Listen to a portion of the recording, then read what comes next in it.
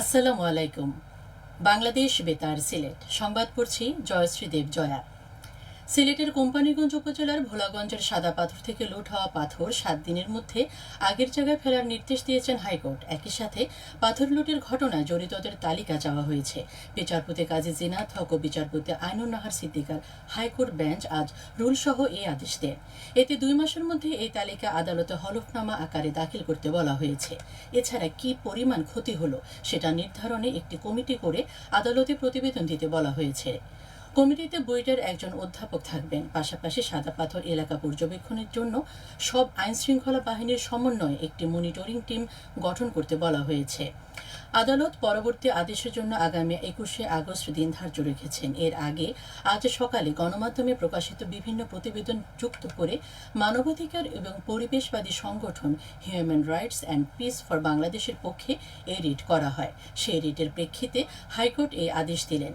সিলেটের দর্শনীয় স্থানগুলোর মধ্যে ভ্রমণ পিপাসু মানুষের পছন্দের শীর্ষে থাকা এটি বর্তমানে লুটে ক্ষত বিক্ষত স্পটে পরিণত হয়েছে। পাথরের সঙ্গে বালুও লুট করা হচ্ছে।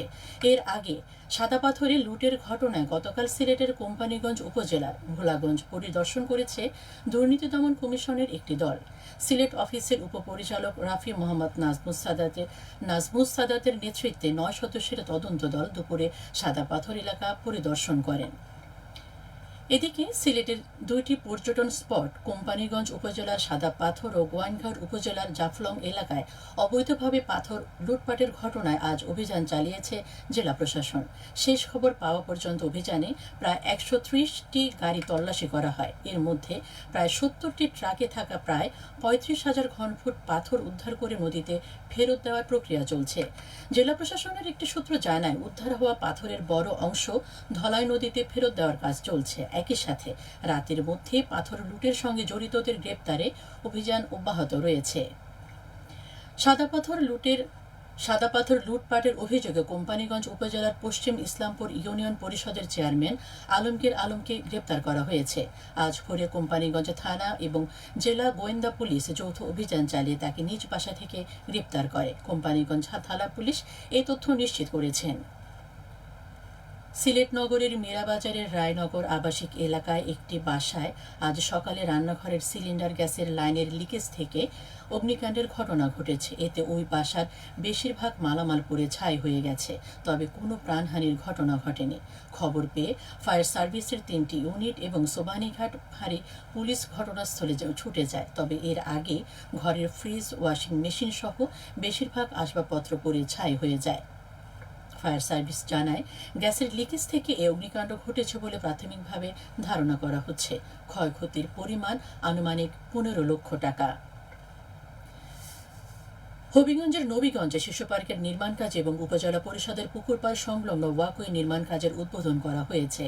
আজ সকালে হবিগঞ্জের জেলা প্রশাসক ডক্টর মোহাম্মদ ফরিদুর রহমান এই উদ্বোধন করেন।